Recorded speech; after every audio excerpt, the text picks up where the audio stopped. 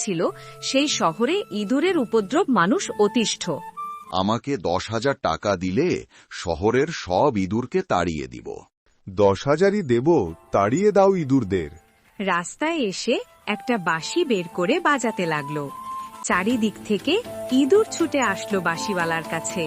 বাঁশি বাজাতে বাজাতে শহরের রাস্তা দিয়ে মরুভূমি চলে আসলো। এসে বাঁশিওয়ালা একটি পাহাড়ের উঠল।